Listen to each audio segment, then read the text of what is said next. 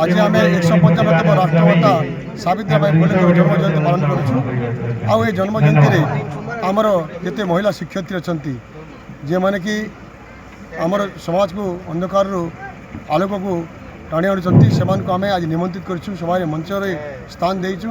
आज माता सावित्रीबाई फुले सम्मान आम ए वर्ष स्वतंत्र स्टार्ट कर देवु गोटे जन शिक्षयित्री को आगे बहुत जन समागम होती बहुत संख्या लोक आम एथर स्वतंत्र आम करुँ। आज भारत वर्षर महिला प्रथम शिक्षयित्री माता सावित्रीबाई फुले 195तम जन्म जयंती आज कलाहांडी पंडरामाणी समाज प्रथम थर पर जूनागढ़ ब्लॉक अंतर्गत सन्यासी टूर्णामेंट महासमारोह पालित कर राष्ट्रमाता सावित्रीबाई फुले शिक्षार जनक उद्देश्य से होती आम जातिर आदर्श।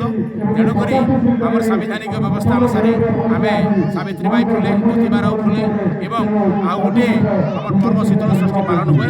तेणुक आम आज प्रथमतः ये नवनिर्माण समाज भवन पाखे आमर यहाँ प्रथम थर यहाँ सारा कलाहांडीर समस्त पंडरामाली सेवा संघर जिते व्यक्तिविशेष आसी बुद्धिजीवी आसी यहाँ आम पालन करुचे।